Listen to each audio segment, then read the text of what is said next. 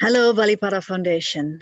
Thank you so much for asking me to be part of your Naturenomics Congress. You call it Naturenomics. I like the term. I often call it nature-based solutions. And I'm Desiree Driesenaar. I'm working a lot on aligning the economy, ecology, and human spirit, as I call it. And nature-based solutions is a big part of that. I'm very glad that a lot is happening in this field. Last year, there have been big reports by the United Nations and the European Union and the World Bank about nature-based solutions. And they are taking off, I think. Let me share my screen with you and let me show you what they are.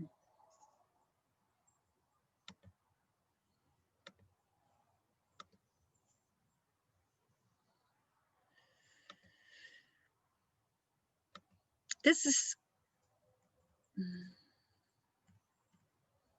an illustration from the IUCN. The IUCN illustrates it like this, and I explain it often as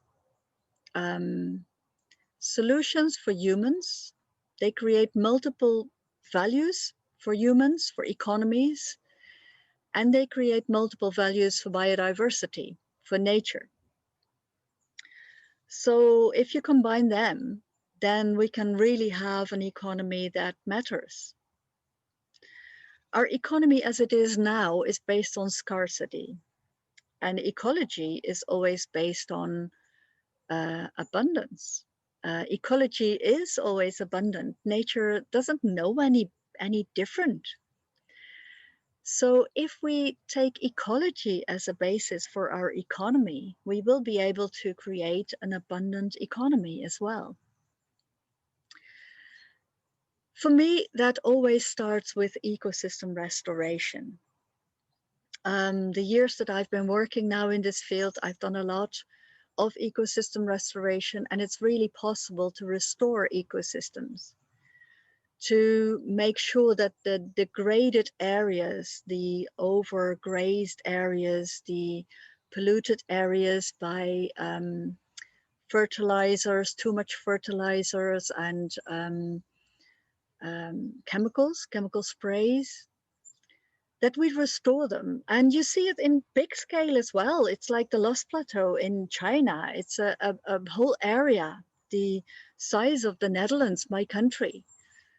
And it has been restored. And now the farmers really know how to create their crops like that. And they have food and they have resources for products.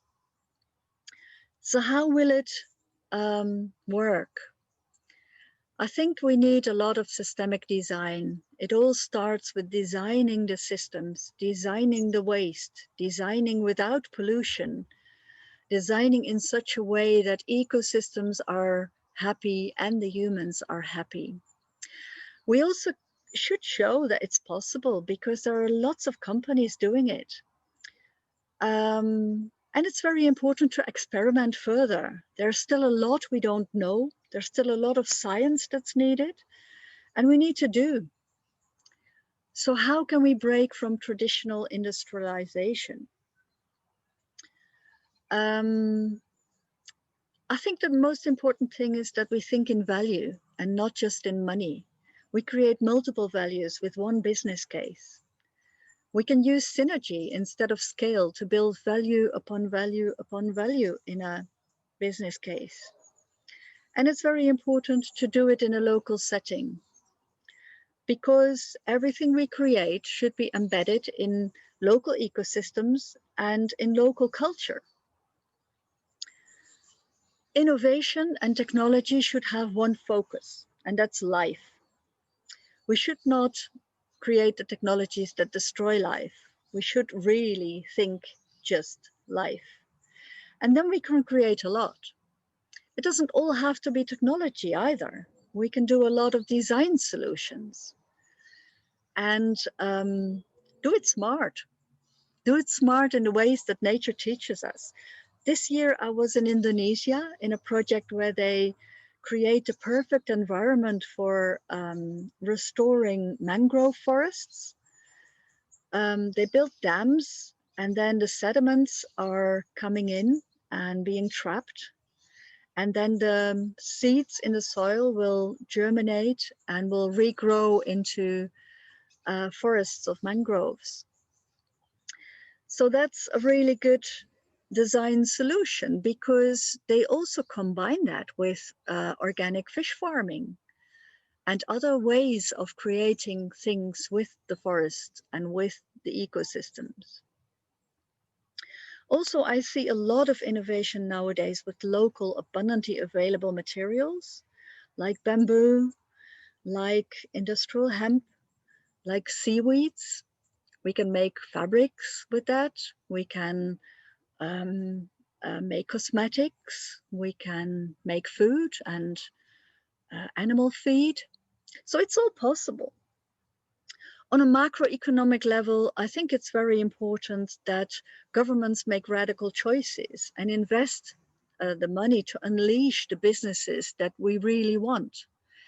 Help them for a bit of a start, because the startups, they really need some investment money, and then they can create a business cases that will stand on their own and really be resilient.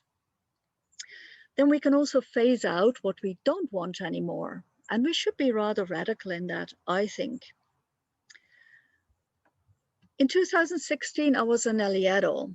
And El Hierro is in the smallest Canary island in Spain. And we were there with a big group of the blue economy, all entrepreneurs, all working in one field or another in this new Naturenomics. In El Hierro, they have already done it for about 25 years, and they started out with energy and water. They have made renewable energy, and they merged the energy and water company so they don't compete but find solutions together. They make fresh water by desalination and use the energy for that.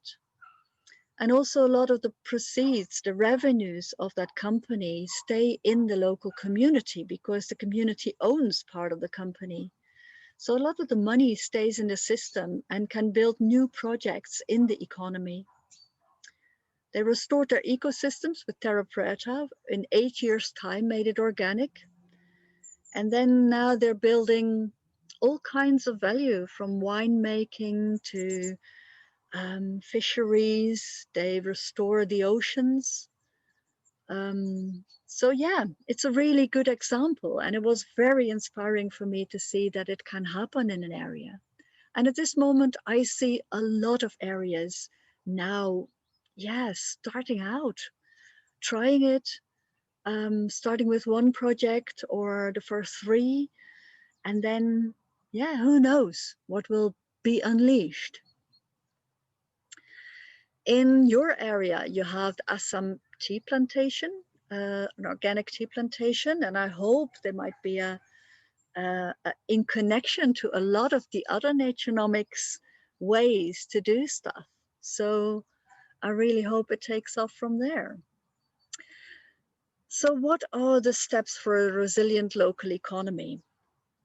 I think it all starts with ecosystem restoration.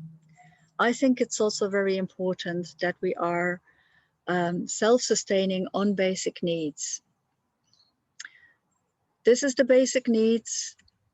We can really create a very active self-sustaining economy on that. We can ask caring tourists to come and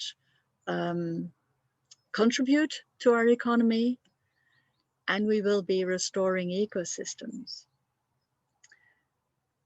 I think that's the most important thing to do. And I really hope that it will take off in your area in the Eastern Himalayas. And if you want to reach out, just do so. I can be found on LinkedIn and on Medium, where I share a lot of stories on the projects that I do. My name is Desiree Driesenaar. Under that name, you can also reach out. And I'm really happy to hear from you and to see how it's really building up in the Eastern Himalayas. Thank you so much. Bye-bye.